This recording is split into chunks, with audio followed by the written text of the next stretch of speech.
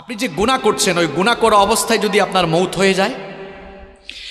যুবক তরুণ ভাইয়েরা, রাতের বেলা যে ইউটিউবে ঢুকে নাটক দেখো, সিনেমা দেখো, কানের মধ্যে হেডফোন ঢুকায়া এই যে নাটক সিনেমা গান শোনো, রাতের বেলা যে মেসেঞ্জারে আর হোয়াটসঅ্যাপে কথা বলতেছো, ওই অবস্থায় মৌত হয়ে যেতে পারে কিনা?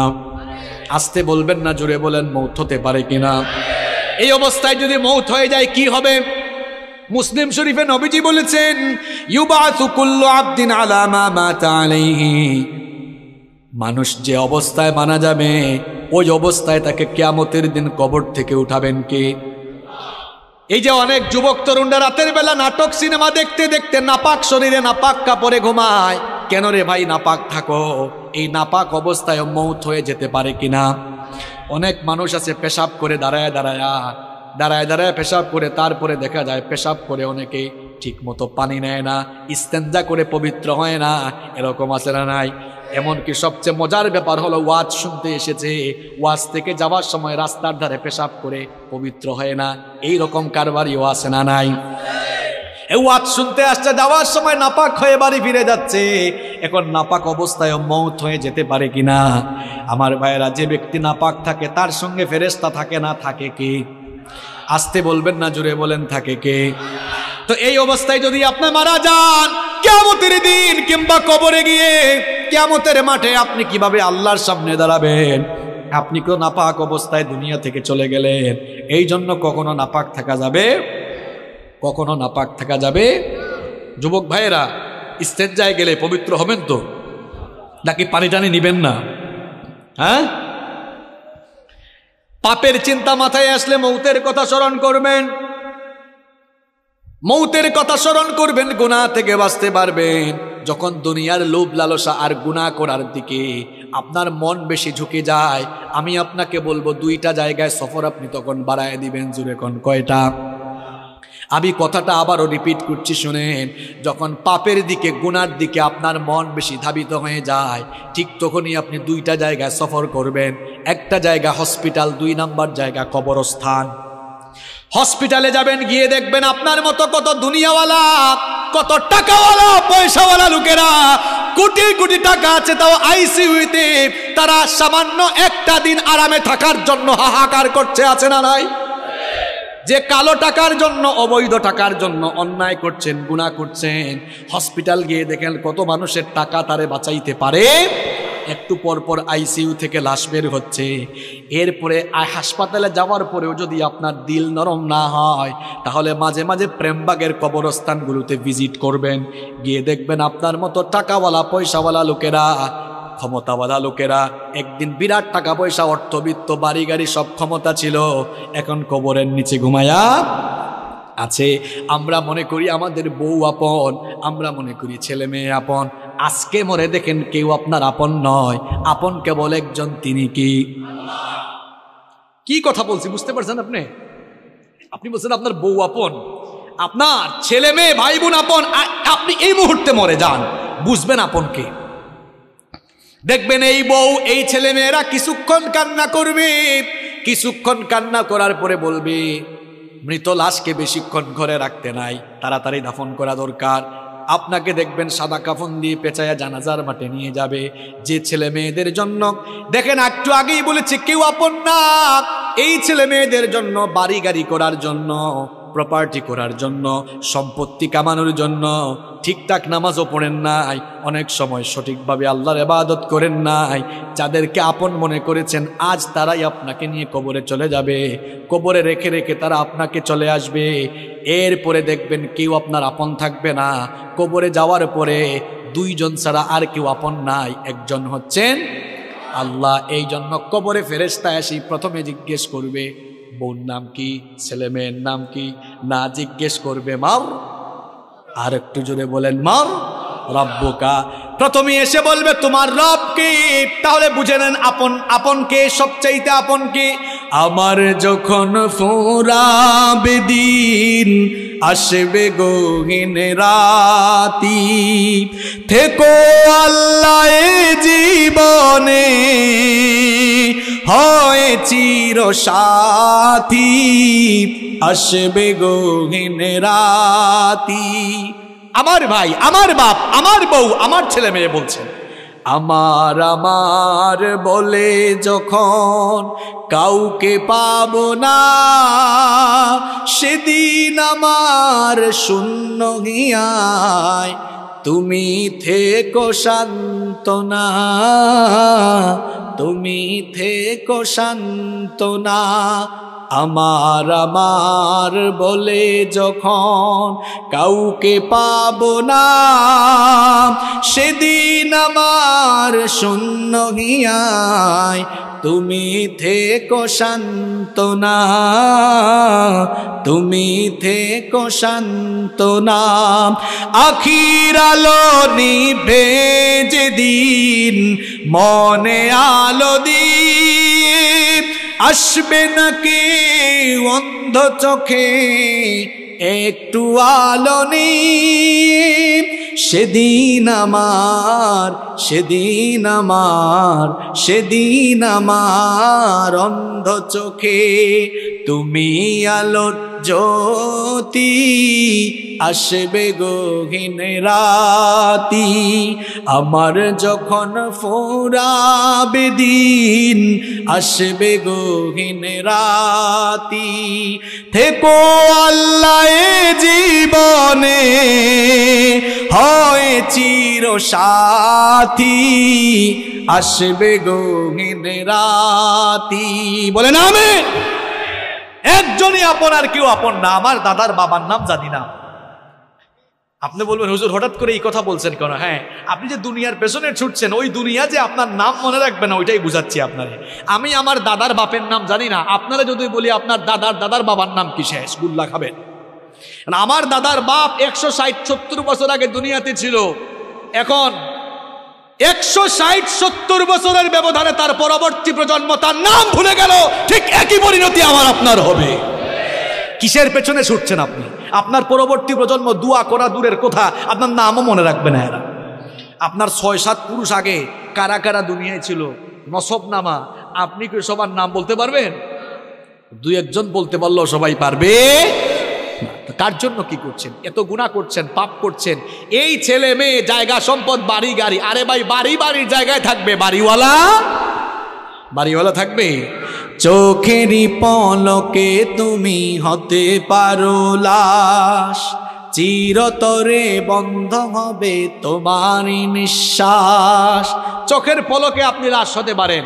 আশেপাশে বাজার আছে না? বাজারের নাম কি? ওই বসুন্ধিয়া বাজারে হয়তো আপনার কাফনের কাপড় বরাদ্দ হয়ে গেছে, চলে এসেছে, আপনি নিজেও জানেন না। আপনি ঘরে বসে এখন গোটা পৃথিবীর খবর নিতে পারবেন। ঘরে বসে গোটা পৃথিবীর খবর নিতে পারলেও কার জন্য কাফনের কাপড় রেডি, কেউ এই খবর জানে না। যুবকরা বলবে হুজুর আমরা জোয়ান, আমরা বাঁচবো আরো। আরে ভাই, তোমার মতো কত যুবক রাতের বেলা বাড়িতে ঘুমায়, সকালবেলা তার লাশ বের হয়। Keep in your mind, there is no serial of death. মৃত্যুর কোনো সিরিয়াল নাই। পৃথিবীতে আসার সিরিয়াল আছে, পৃথিবীতে আসার সিরিয়াল আছে, যাওয়ার কোনো সিরিয়াল নাই। দেখা যায় আসার সময় সবার আগে দাদা, তারপরে বাবা, এরপরে ছেলে, তারপর দাদার ঘরে নাতি। আসার সুন্দর সিরিয়াল আছে, যাওয়ার কোনো সিরিয়াল নাই। মাঝে মাঝে সিরিয়াল ব্রেক হয়ে দেখা যায় নাতির লাশ দাদা কবরে নামায়, অথবা ছেলের লাশ বাবা কবরে নামায়। যে কেউ যে কোনো সময় চলে যেতে পারে, কোনো ঠিক ঠিকানা নাই। কি কারণে আমাকে আপনাকে দুনিয়াতে পাঠানো হলো? কেন আমাদেরকে পয়দা করে দুনিয়াতে আল্লাহ পাঠালেন? কোরআনুল কারীমের 51 নম্বর সূরা সূরাতুয যারিয়াতের 56 নম্বর আয়াতের মাধ্যমে রব্বুল আলামিন আমাদেরকে সেই কথা জানিয়ে দিলেন, ওয়ামা খালাকাতুল জিন্না ওয়াল ইনসা ইল্লা লিয়াবুদুন। I didn't create the jinn kind and mankind except my worship. আল্লাহ তাআলা বলছেন, আমি পৃথিবীতে জিন আর মানব জাতিকে আমার গোলামি ছাড়া, আমার দাসত্ব ছাড়া অন্য কিছুর জন্য সৃষ্টি করি নাই। আমাদেরকে যার গোলামির জন্য সৃষ্টি করা হয়েছে তিনি কে? অনেকে বলে না, কয় হুজুর এত টাকা পয়সার মালিক, গোলাম পরিচয় দেই কেমনে? আপনি শুধু গোলাম নন, গোলামের ঘরের গোলাম, বান্দির ঘরের গোলাম। আপনার বাপ দাদা পূর্বপুরুষ 14 গোষ্ঠী আল্লাহর গোলাম। আমরা গোলাম জাত। গুলামির জন্যই আমাদেরকে সৃষ্টি করা হয়েছে। আমরা ইবাদত করব কার? বিধিবিধান মেনে চলবো কার? আমরা যেন আল্লাহর ইবাদত না করি, আমরা যেন আল্লাহর বিধিবিধান মেনে না চলি, আল্লাহর গুলামির পথে সব সময় একজন আমাদেরকে প্ররোচনা দেয়, বাধা দেয়, আমাদেরকে ধোঁকা দেয়। সবাই জোরে বলেন তো তার নাম কি? শয়তান। এই শয়তানের বয়স আমাদের চেয়ে কম না বেশি? এই বেটার বুদ্ধি আমাদের চেয়ে কম না বেশি? দেখছেন কারবার, হে বয়সেও পাক না, বুদ্ধিতেও পাক না। সে সব সময় ধোঁকা দিয়ে দিয়ে আমাদেরকে আল্লাহর দ্বীনের বিপরীত পথে পরিচালিত করে জাহান্নামের দিকে নিয়ে যেতে চায়। শয়তানের এই প্ররোচনাকে মোকাবেলা করে, শয়তানের ফাঁদে পা না দিয়ে, শয়তানের গুলামি না করে যেই সকল লোকেরা আল্লাহর গুলামির পথে জীবন পরিচালনা করবে, তারাই নিজেদেরকে পরিশুদ্ধ বানিয়ে জান্নাতের পথে হাঁটতে হাঁটতে জান্নাতে চলে যাবে। সুবহানাল্লাহ। আর যারা শয়তানের ফাঁদে পা দিয়ে, শয়তানের প্ররোচনায় পড়ে দুনিয়ার জীবনকে শয়তানের কথা মতো দুনিয়ার জীবন কাটায় দিবে, এই লোকগুলোর দুনিয়া আখিরাত ব্যর্থ হয়ে এরা জাহান্নামে চলে যাবে। এই জন্য রব্বুল আলামিন কোরআনুল কারীমের 91 নম্বর সূরা সূরাতুশ শামসের 9 নম্বর আয়াত থেকে বললেন, কদ আফলাহা মান যাক্কাহা ওয়া কদ খাবা মান দাসসাহা। কথাগুলো কার? আল্লাহ তাআলা বলছেন অবশ্যই সে সফল কাম হয়েছে যে শয়তানের প্ররোচনা থেকে মুক্ত হয়ে পাপ পঙ্কিলতা মুক্ত জীবন গঠন করে পরিশুদ্ধ হয়েছে, সে সফল হয়ে জান্নাতে যাবে। সুবহানাল্লাহ। সে ব্যক্তি ব্যর্থ হয়েছে যে তার জীবনকে গুনাহের সাগরে ডুবিয়ে দিয়েছে।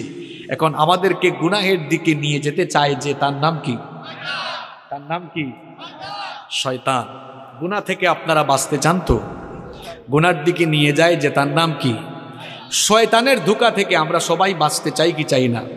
যুবক, তরুণ, ছাত্র, আমার বাবার বয়সী সম্মানিত চাচারা, আমার মায়েরা, বোনেরা, আমরা সবাই তো গুনাহ থেকে বাঁচতে চাই। কারণ গুনাহ থেকে বেঁচে না থাকলে, শয়তানের ধোঁকা থেকে বেঁচে না থাকলে আমাদের দুনিয়া আখিরাত উভয়টাই নষ্ট হয়ে যাবে। এজন্য আমরা প্রত্যেকটি মানুষ গুনাহ থেকে, প্রত্যেকটি মুসলমানই নিজেকে বাঁচাতে চায়। এখন গুনাহ থেকে আপনি নিজেকে বাঁচাবেন কেমনে?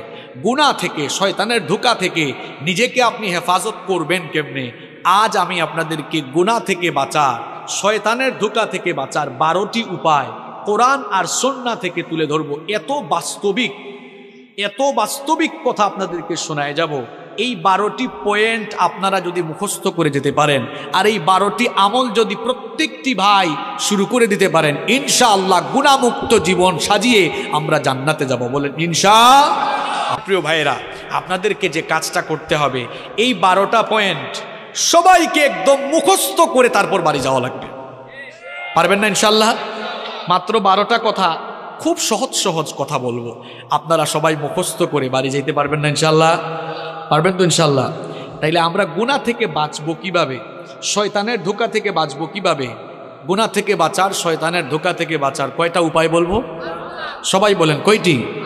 12টি। দেখেন, শুরু করছি। নাম্বার 1, 1 নাম্বার, গুনার দিকে নেয় যে তার নাম শয়তান, ওই শয়তানের ওয়াসওয়াসা থেকে পানাহ চাইতে হবে কার কাছে? 1 নাম্বার আমল শিখাই যাচ্ছি। যখন গুনাহের চিন্তা, পাপের চিন্তা মাথায় আসবে, সাথে সাথে ওই শয়তানের খপ্পর থেকে নিজেকে বাঁচানোর জন্য সাথে সাথে আশ্রয় চাইতে হবে কার কাছে? কারণ শয়তান হে এমন জিনিস, তারে মোকাবেলার জন্য পৃথিবীতে কোনো যন্ত্র আসে নাই, কিয়ামত পর্যন্ত আসবে না। আপনি গুলি, বোমা, রকেট কি দিয়া শয়তানের মোকাবেলা করবেন? কিচ্ছু দিয়ে পারবেন না। এমনকি আমেরিকার প্রেসিডেন্ট জো বাইডেন, রাশিয়ার প্রেসিডেন্ট পুতিন, তারাও শয়তানের মোকাবেলা করতে পারবে না। শয়তানের মোকাবেলায় তারাও দুর্বল, বরং উল্টা শয়তান আরও তাদেরকে দিয়ে শয়তানি করাইতে পারবে। দেখছেন শয়তানের পাওয়ার। আমেরিকার প্রেসিডেন্ট, রাশিয়ার প্রেসিডেন্ট, যে রাশিয়ার প্রেসিডেন্ট পুতিন পশ্চিমা বিশ্বকে বুড়ি আঙ্গুল দেখায়, যে ন্যাটোকে পর্যন্ত তুয়াক্কা করে না, সেও শয়তানের মোকাবেলায় সফল না ব্যর্থ। কারণ শয়তানকে আল্লাহ এমন পাওয়ার দিয়েছেন, আপনার শরীরের শিরায় শিরায় সে বিচরণ করার ক্ষমতা রাখে। এই শয়তান আপনাকে গুনাহের চিন্তা মাথায় এনে দিবে, পাপের চিন্তা মাথায় এনে দিবে। এজন্য শয়তানের ধোঁকা থেকে, গুনাহ থেকে বাঁচার জন্য প্রথম আমল করবেন, যখনই গুনাহের চিন্তা মাথায় আসবে, পাপের চিন্তা মাথায় চলে আসবে, আশ্রয় চাইবেন কার কাছে? এই আমলটা আমি আপনাদেরকে শিখাচ্ছি না, কোরআনুল কারীমের 7 নম্বর সূরা সূরাতুল আরাফের 200 নম্বর আয়াতে আল্লাহ তাআলা এই আমল আমাদেরকে শিখালেন। আল্লাহ তাআলা বললেন, ওয়া ইম্মা ইয়ানজাগান্নাকা মিনাশ শাইতানি নাযগুন ফাসতাইয বিল্লাহ ইন্নাহু সামিউন আলীম। আল্লাহ তাআলা বলছেন, আর শয়তানের প্ররোচনা যখন তোমাকে প্ররোচিত করবে, সাথে সাথে তুমি আল্লাহর কাছে আশ্রয় চাও। প্রশ্ন হলো, আল্লাহর কাছে আমরা আশ্রয় চাইবো কিভাবে? এবার বুখারী আর মুসলিম শরীফ থেকে হাদিস শুনি আপনাদেরকে বুঝাই দিচ্ছি কিভাবে আল্লাহর কাছ থেকে আশ্রয় চাওয়া লাগে। নবী করিম সাল্লাল্লাহু আলাইহি ওয়াসাল্লামের সামনে একবার দুই ব্যক্তি ঝগড়া করছিল। দুইজন ঝগড়া করার এক পর্যায়ে একজন আরেকজনকে অশ্রাব্য ভাষায় গালিগালাজ শুরু করে দিল। এদের মধ্যে একজন নিজের রাগকে কন্ট্রোল করতে না পেরে হিতাহিত জ্ঞান হারিয়ে যা মন চায় তাই বলা শুরু করলো। লোকটার চেহারা পর্যন্ত লাল হয়ে গেল। নবীজি লোকটাকে আল্লাহ নবী লোকটাকে দেখে বললেন, ইন্নী লা আ'লামু কালিমাতান লাউ ক্বালাহা লাযাহাবা আনহু মা ইয়াজিদ। নবীজি তখন বললেন, আমি এমন একটি কালেমা, এমন একটি বাক্য, এমন একটি সেন্টেন্স, এমন একটি দোয়া জানি, এই দোয়া যদি ওই বান্দা পড়ে নেয় তাহলে তার সমস্ত রাগ দূর করে নেবেন কে? অনেক মানুষ আছে রাগের সময় সিদ্ধান্ত নিয়ে নেয়। খবরদার প্রিয় ভাইয়েরা, রাগের সময় কোনো সিদ্ধান্ত নেবেন না। রাগের সময় সিদ্ধান্ত নিলে ওই সিদ্ধান্ত ভুল হওয়ার সম্ভাবনা আছে না নাই? এজন্য রাগের সময় দাঁড়িয়ে থাকলে বসে যাবেন, বসা থাকলে শুয়ে যাবেন। রাগের সময় খবরদার কোনো সিদ্ধান্ত নেবেন না, ওই সিদ্ধান্তের কারণে পরবর্তীতে পস্তানো লাগতে পারে। নবীজি যখন দেখলেন লোকটাকে রাগ করে হিতাহিত জ্ঞান হারিয়ে উল্টাপাল্টা কথা বলতেছে, অশ্রাব্য ভাষায় গালিগালাজ করছে, নবীজি তখন বললেন, আমি এমন একটি দোয়া জানি, এমন একটি সেন্টেন্স জানি, সে যদি ওই সেন্টেন্সটা পড়ে নেয় রাগ দূর হয়ে যাবে।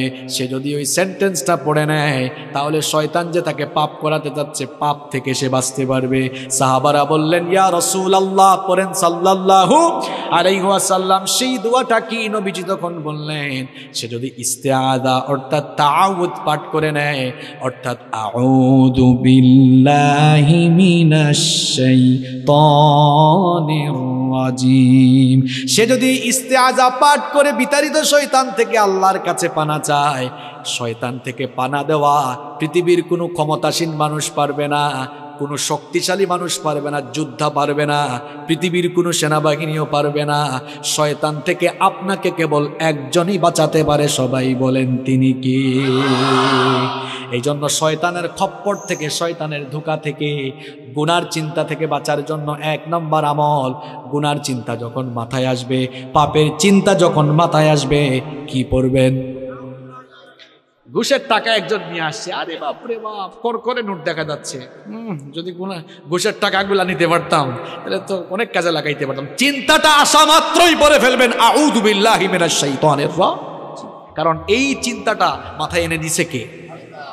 সুদের টাকা, সুদি কারবার করতে মন চায়, সুদি কারবার করলে ঘরে বসে বসে মাল বাড়ানো যাবে, এই চিন্তা মাথায় এসেছে, মনে করবেন শয়তান এই চিন্তা মাথায় নিয়ে এসেছে।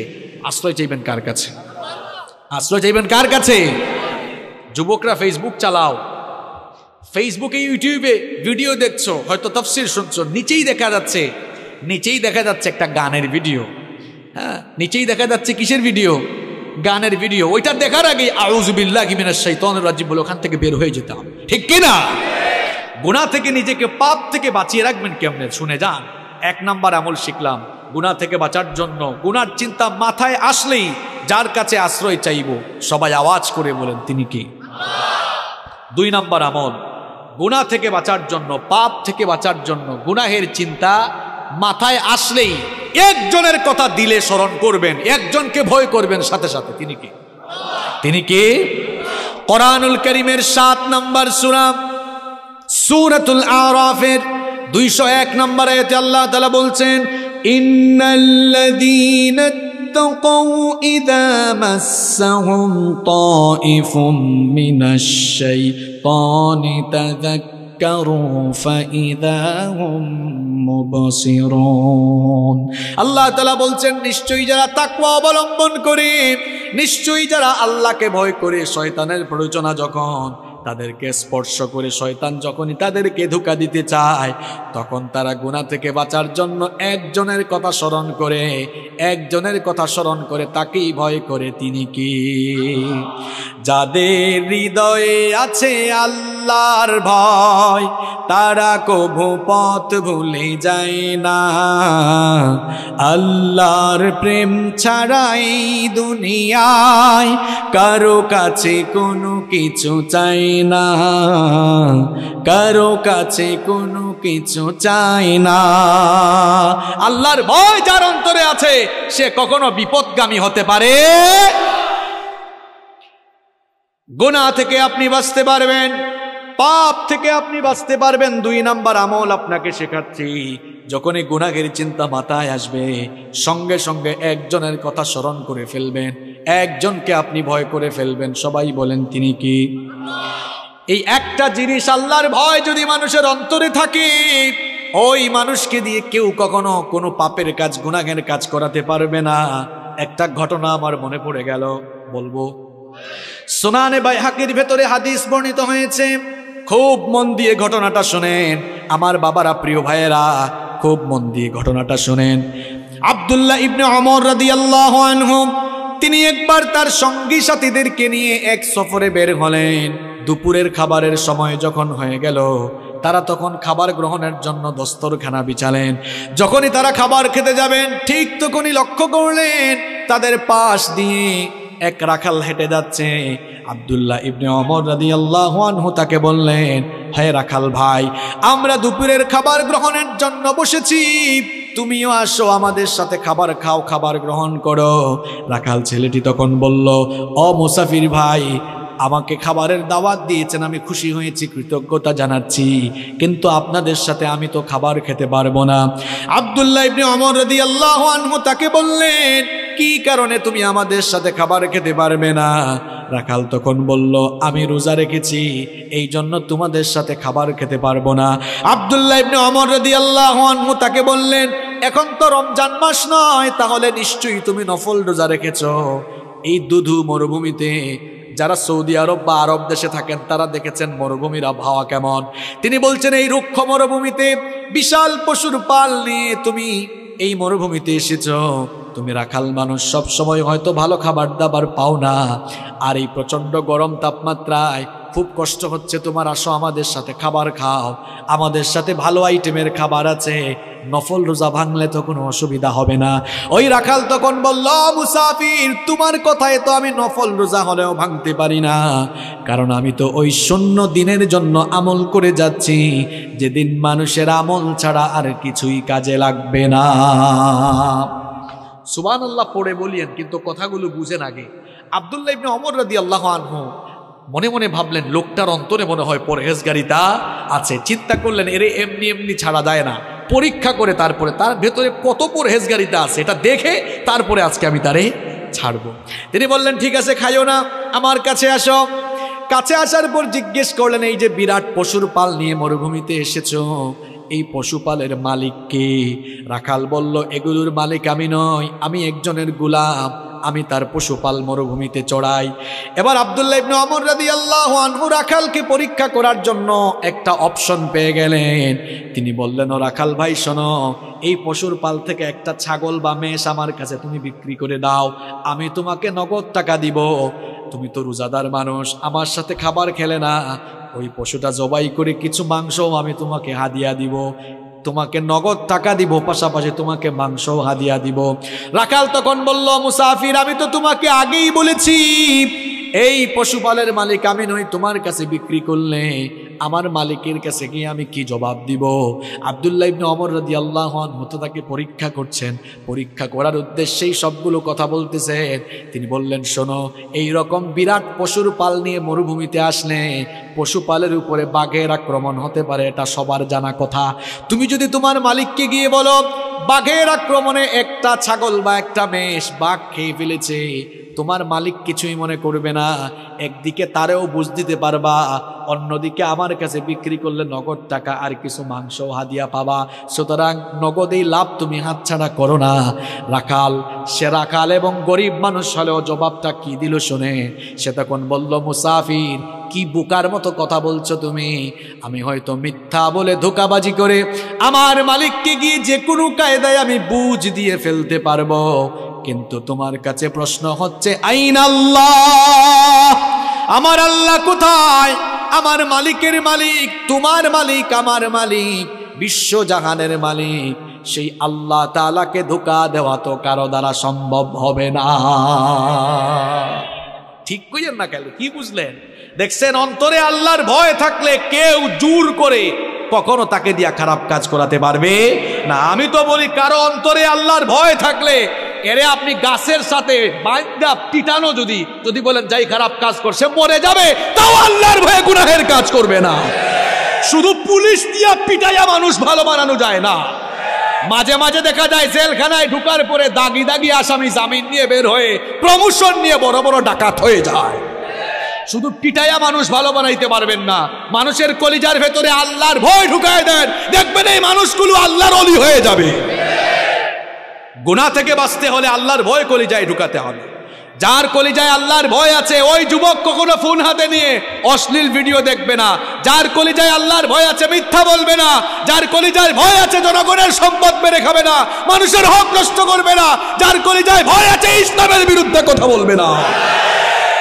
যার কলিজায় আল্লাহর ভয় নাই, সে যা মন চায় তাই করতে পারবে। এমনকি কেউ ব্যবসায়ী হলে আল্লাহর ভয় থাকলে কখনো মানুষের সঙ্গে ধোঁকা দিবে না। দেখেন আল্লাহর ভয়টা কি জিনিস, এই ঘটনাটা আপনারা সবাই জানেন, তাও আমি 30 সেকেন্ডে বলছি জাস্ট বুঝাবার জন্য। ওমর রাদিয়াল্লাহু আনহু, আপনারা জানেন, তিনি অর্ধ পৃথিবী শাসন করেছেন। রাতের বেলা ঘুমাতেন। অর্ধ পৃথিবীর শাসন করতে হয়, রাতের ঘুম হারাম।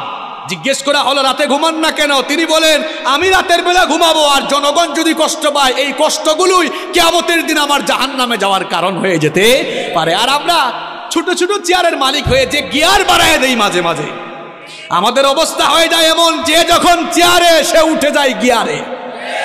আপনার চেয়ারের গিয়ার একটু কমায় রেখেন, আর গিয়ার যদি উঠানো ইসলামের পক্ষে উঠাইয়েন, লাভ হবে। যেমন আমিও এখন গিয়ারে, কারণ আমি চেয়ারে, তবে আমার গিয়ার কোরআন হাদিসের পক্ষে, ইসলামের পক্ষে আছে। আর চেয়ারে বসে গিয়ার যদি ইসলামের বিরুদ্ধে নেন, মনে রাখবেন চেয়ারে বসাইছেন যিনি, জনগণের জুতার বাড়ি খাওয়াইয়া বেইজ্জত করে নামাইতে পারেন তিনি। এজন্য চেয়ারের নামে আল্লাহ কোরআনে আয়াত দিয়েছেন, আয়াতুল, কথা বলেন না কেন, আয়াতুল কুরসি। হোয়াটস দ্য মিনিং অফ কুরসি? What do you mean by কুরসি? কুরসি বলতে আপনি কি বুঝেন? কুরসি, ইটস এন অ্যারাবিক ওয়ার্ড, এটা আরবি শব্দ। এর বাংলা অর্থ হচ্ছে গদি, সিংহাসন। ইংরেজিতে আমরা এটাকে বলি চেয়ার। আল্লাহ তাআলা কোরআনের 6236টা আয়াতের মধ্যে চেয়ারের আয়াতকে সবচেয়ে ফজিলতের আয়াত বানিয়েছেন, যাতে চেয়ারওয়ালা লোকেরা চেয়ারে বসে চেয়ারের অপব্যবহার করে মানুষের উপরে জুলুম না করে। এই জন্য আল্লাহ তাআলা ওই চেয়ারের আয়াতে, আয়াতুল কুরসির ভেতরে তার নিজের সভরেন্টি, সার্বভৌম ক্ষমতার পরিচয় দিয়ে তামাম দুনিয়ার চেয়ারওয়ালা লোকদেরকে সাবধান করে দিয়েছেন। ওই আয়াত ভালো করে পড়বেন, আল্লাহ আমাদের বুঝার তৌফিক দান করেন। তো ওমর রাদিয়াল্লাহু আনহু রাতের বেলা ঘুমাইতেন না। একদিন শেষ রাতে দেখলেন এক বাড়িতে আলো জ্বলতেছে, কথাবার্তাও শোনা যাচ্ছে। একটু কান পাতলেন। স্বাভাবিক অবস্থায় কান পেতে কিছু শোনা জায়েজ নয়, তবে দায়িত্বশীল ব্যক্তির জন্য সেটা জায়েজ আছে। তিনি শুনলেন এক মা তার মেয়েকে বলছে যে, মেয়ে, বেটি উঠ, আমি উটনির দুধ দোহন করে এনেছি, দুধ তো কম পেয়েছি, পানি মিশা, দুধের পরিমাণও বাড়বে, লাভের পরিমাণও বাড়বে। মেয়ে বলল, মা গো, এটা তো অন্যায় কাজ, খাদ্যদ্রব্যে ভেজাল দেওয়া এটা ঠিক নয়। তাছাড়া আমাদের প্রেসিডেন্ট আমিরুল মুমিনিন ওমর রাদিয়াল্লাহু আনহু, তিনি তো রাষ্ট্রীয় নিষেধাজ্ঞা জারি করে দিয়েছেন যে খাদ্যে কোনো ভেজাল দেওয়া যাবে না। মা বলল, বেটি, এ তো বোকা কেন তুই? ওমর তো এই আদেশ দিয়া সে তার বাড়িতে ঘুমায়, সে কি আমাদের মামের কারবার দেখে? অথচ ওমর রাদিয়াল্লাহু আনহু দেয়ালের পাশে সব শোনে। আর মেয়ের কলিজায় আল্লাহর ভয় কেমন দেখেন। মেয়ে বলল, মা গো, তিনি না হয় ঘুমাচ্ছেন, কিন্তু উনার রব, তোমার রব, আমার রব, তিনি কি রাতের বেলা ঘুমায় থাকেন নাকি? উনার তো কোনো তন্দ্রা নাই, ঘুম নাই, তিনি সব দেখেন কিনা? দেখেছেন আল্লাহর ভয়? এই একটা জিনিস আপনার অন্তরে থাকলে, পাপের চিন্তা মাথায় এসেছে, জনগণের হক মাইরা খাওয়ার চিন্তা মাথায় এসেছে, সাথে সাথে কলিজায় আল্লাহর ভয় ঢুকান মিয়া। পাপ থেকে গুনাহ থেকে বাঁচতে পারবেন। 2 নাম্বার আমল শিখালাম, পাপের চিন্তা গুনাহের চিন্তা মাথায় আসা মাত্রই, পাপের চিন্তা গুনাহের চিন্তা, এদিকে ঘুরে দেন, পাপের চিন্তা গুনাহের চিন্তা মাথায় আসা মাত্রই একজনের কথা স্মরণ করে তাকে ভয় করে ফেলা। তিনি কে? তিনি কে? আল্লাহ। কয়টা পয়েন্ট বললাম? 1 নাম্বার কি পড়বেন? গুনার চিন্তা মাথায় আসলে কি পড়বেন? 2 নাম্বার কাকে ভয় করবেন? নাম্বার 3 নাম্বার গুনাহের চিন্তা মাথায় আসলেই একটা জিনিসের কথা মনে করবেন, সেটার নাম মৃত্যু। সেটার নাম, জোরে বলেন, সেটার নাম কি? আপনি যে গুনাহ করছেন, ওই গুনাহ করা অবস্থায় যদি আপনার মৌত হয়ে যায়। যুবক তরুণ ভাইয়েরা, রাতের বেলা যে ইউটিউবে ঢুকে নাটক দেখো, সিনেমা দেখো, কানের মধ্যে হেডফোন ঢুকায়া এই যে নাটক সিনেমা গান শোনো, রাতের বেলা যে মেসেঞ্জারে আর হোয়াটসঅ্যাপে কথা বলতেছো, ওই অবস্থায় মৌত হয়ে যেতে পারে কিনা? আসতে বলবেন না, জোরে বলেন, মৌত হতে পারে কিনা? এই অবস্থায় যদি মৌত হয়ে যায় কি হবে? মুসলিম শরীফে নবীজি বলেছেন, ইউবাসু কুল্লু আবদিন আলা মা মাতা আলাইহি, মানুষ যে অবস্থায় মারা যাবে ওই অবস্থায় তাকে কিয়ামতের দিন কবর থেকে উঠাবেন কে? এই যে অনেক যুবক তরুণরা রাতের বেলা নাটক সিনেমা দেখতে দেখতে নাপাক শরীরে নাপাক কাপড়ে ঘুমায়। কেন রে ভাই নাপাক থাকো? এই নাপাক অবস্থায় মৌত হয়ে যেতে পারে কিনা? অনেক মানুষ আছে পেশাব করে দাঁড়ায় দাঁড়ায় পেশাব করে, তারপরে দেখা যায় পেশাব করে অনেকে ঠিক মতো পানি নেয় না, ইস্তেঞ্জা করে পবিত্র হয় না, এরকম আছে না নাই? এমনকি সবচেয়ে মজার ব্যাপার হলো, ওয়াজ শুনতে এসেছে, ওয়াজ থেকে যাওয়ার সময় রাস্তার ধারে পেশাব করে পবিত্র হয় না, এই রকম কারবারিও আছে না নাই? এই ওয়াজ শুনতে আসছে, যাওয়ার সময় নাপাক হয়ে বাড়ি ফিরে যাচ্ছে, এখন নাপাক অবস্থায় মৌত হয়ে যেতে পারে কিনা? আমার ভাইয়েরা, যে ব্যক্তি নাপাক থাকে তার সঙ্গে ফেরেশতা থাকে না, থাকে কে? আসতে বলবেন না, জোরে বলেন, থাকে কে? তো এই অবস্থায় যদি আপনি মারা যান, কিয়ামতের দিন কিংবা কবরে গিয়ে কিয়ামতের মাঠে আপনি কিভাবে আল্লাহর সামনে দাঁড়াবেন? আপনি কেউ নাপাক অবস্থায় দুনিয়া থেকে চলে গেলেন। এই জন্য কখনো নাপাক থাকা যাবে, কখনো নাপাক থাকা যাবে। যুবক ভাইয়েরা, ইস্তেঞ্জায় গেলে পবিত্র হবেন তো, নাকি পানি টানি নিবেন না? হ্যাঁ, পাপের চিন্তা মাথায় আসলে মৌতের কথা স্মরণ করবেন, মৌতের কথা স্মরণ করবেন, গুনাহ থেকে বাঁচতে পারবেন। যখন দুনিয়ার লোভ লালসা আর গুনাহ করার দিকে আপনার মন বেশি ঝুঁকে যায়, আমি আপনাকে বলবো 2টা জায়গায় সফর আপনি তখন বাড়ায় দিবেন। জুড়ে কোন কয়টা? আমি কথাটা আবারও রিপিট করছি, শুনেন। যখন পাপের দিকে গুনার দিকে আপনার মন বেশি ধাবিত হয়ে যায়, ঠিক তখনই আপনি 2টা জায়গায় সফর করবেন। একটা জায়গা হসপিটাল, 2 নাম্বার জায়গা কবরস্থান। হসপিটালে যাবেন, গিয়ে দেখবেন আপনার মতো কত দুনিয়াওয়ালা, কত টাকাওয়ালা, পয়সাওয়ালা লোকেরা, কোটি কোটি টাকা আছে, তাও আইসিইউতে তারা সামান্য একটা দিন আরামে থাকার জন্য হাহাকার করছে, আছে না নাই? যে কালো টাকার জন্য, অবৈধ টাকার জন্য অন্যায় করছেন, গুনাহ করছেন, হসপিটাল গিয়ে দেখেন কত মানুষের টাকা তারে বাঁচাইতে পারে। একটু পর পর আইসিইউ থেকে লাশ বের হচ্ছে। এরপরে হাসপাতালে যাওয়ার পরেও যদি আপনার দিল নরম না হয়, তাহলে মাঝে মাঝে প্রেমবাগের কবরস্থানগুলোতে ভিজিট করবেন, গিয়ে দেখবেন আপনার মতো টাকাওয়ালা, পয়সাওয়ালা লোকেরা, ক্ষমতাওয়ালা লোকেরা, একদিন বিরাট টাকা পয়সা, অর্থবিত্ত, বাড়ি গাড়ি সব ক্ষমতা ছিল, এখন কবরের নিচে ঘুমায়া আছে। আমরা মনে করি আমাদের বউ আপন, আমরা মনে করি ছেলে মেয়ে আপন। আজকে মরে দেখেন কেউ আপনার আপন নয়, আপন কেবল একজন, তিনি কি? কি কথা বলছি বুঝতে পারছেন আপনি? আপনি বলছেন আপনার বউ আপন, আপনার ছেলে মেয়ে ভাই বোন আপন। আপনি এই মুহূর্তে মরে যান, বুঝবেন আপন কে। দেখবেন এই বউ, এই ছেলে মেয়েরা কিছুক্ষণ কান্না করবে, কিছুক্ষণ কান্না করার পরে বলবে, মৃত লাশকে বেশিক্ষণ ঘরে রাখতে নাই, তাড়াতাড়ি দাফন করা দরকার। আপনাকে দেখবেন সাদা কাফন দিয়ে পেঁচায়া জানাজার মাঠে নিয়ে যাবে। যে ছেলে মেয়েদের জন্য, দেখেন একটু আগেই বলেছে কেউ আপন না, এই ছেলে মেয়েদের জন্য বাড়ি গাড়ি করার জন্য প্রপার্টি করার জন্য, সম্পত্তি কামানোর জন্য ঠিকঠাক নামাজও পড়েন নাই, অনেক সময় সঠিকভাবে আল্লাহর ইবাদত করেন নাই। যাদেরকে আপন মনে করেছেন আজ তারাই আপনাকে নিয়ে কবরে চলে যাবে, কবরে রেখে রেখে তারা আপনাকে চলে আসবে। এরপরে দেখবেন কেউ আপনার আপন থাকবে না।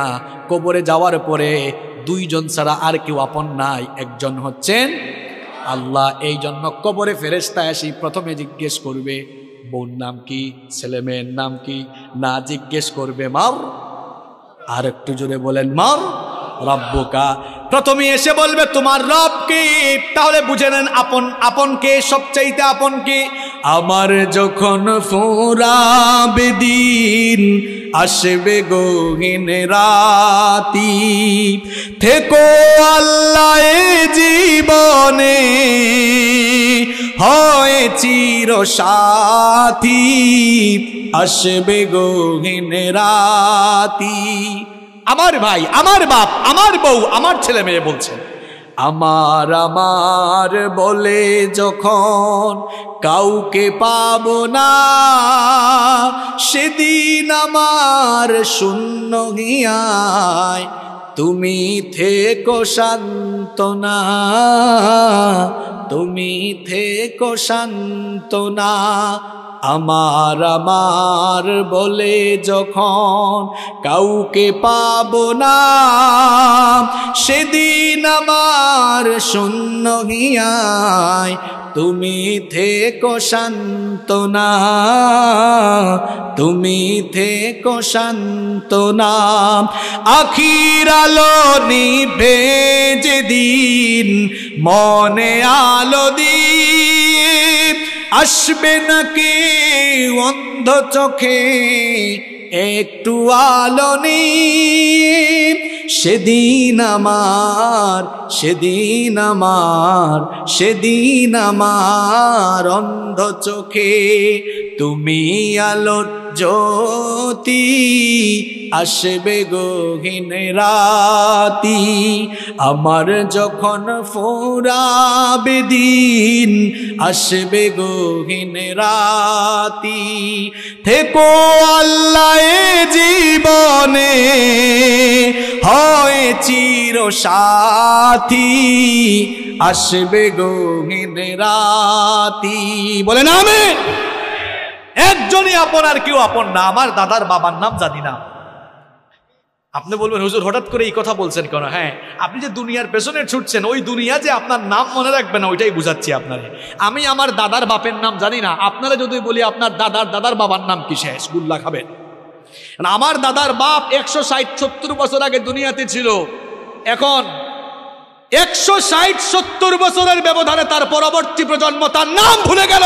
ঠিক একই পরিণতি আমার আপনার হবে। কিসের পেছনে ছুটছেন আপনি?